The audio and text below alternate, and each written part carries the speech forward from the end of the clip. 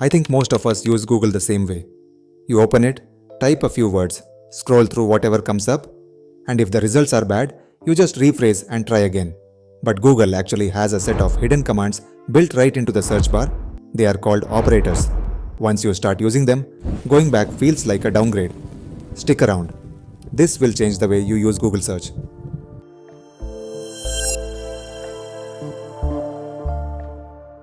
There are times when you just want to get to the actual search results.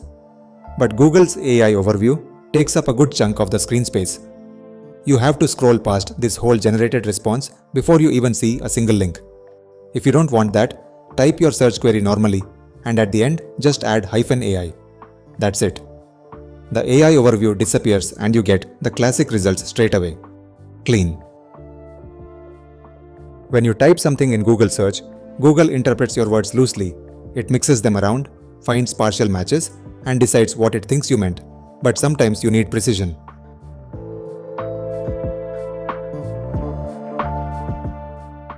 If you wrap your search in double quotes, like this, Google looks for that exact phrase in that exact order.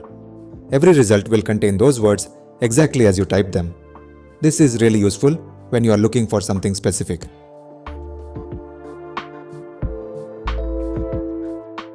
Sometimes you just want results from one specific website, not the whole internet. Let's say you want Reddit's take on something. Just type site and the website name like this before your topic, and Google pulls results only from that site.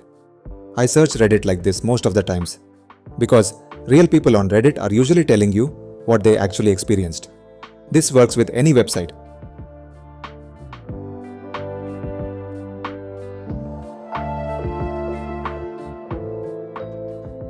The minus operator is my personal favorite, and it is super simple once you see it in action. Let's say you search for Jaguar. Google assumes you want the car brand, and that's mostly what you get. But what if you are looking for the animal? Just type -car after Jaguar, and Google removes everything related to cars from the results. Now you are getting the animal. That's really what this operator does. Any word you put a minus sign before, Google cuts it out completely. Really useful when the thing you are searching for has multiple meanings, and Google keeps guessing the wrong one. InTitle is one that most people have never heard of, and it is genuinely underrated. Normally, when Google returns a result, your keyword might appear anywhere on the page, could be in a random paragraph, in a comment, or in a sidebar. The page might not even really be about your topic. InTitle operator fixes that. It only shows you pages where your keyword appears in the actual title of the article.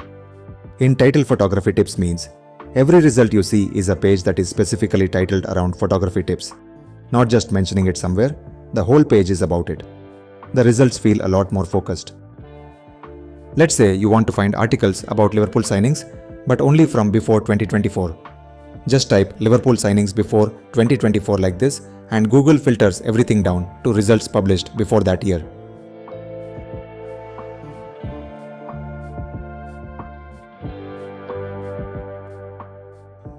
The after operator works the same way but in reverse. Type Liverpool signings after 2025 and now you only see recent coverage. For tech especially, this one matters a lot. A laptop recommendation article from 2 years ago might be outdated today. After operator makes sure everything you read is recent. This one is for students. Google can actually find specific types of files, not just web pages. For example, if you are looking for a machine learning PPT file to download straight away, use the file type operator followed by file type. Instead of reading a random article, you are getting actual study material that someone put together properly. This works for any file types.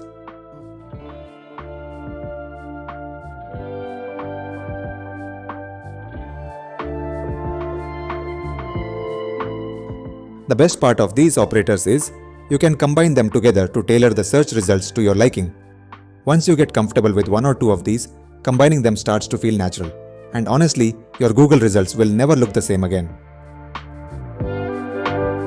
Thanks for watching. If you like this video, give it a thumbs up and also subscribe if you are not. If you have any questions, please drop a comment. I will be happy to answer them. I will see you on the next one. Until next time, take care.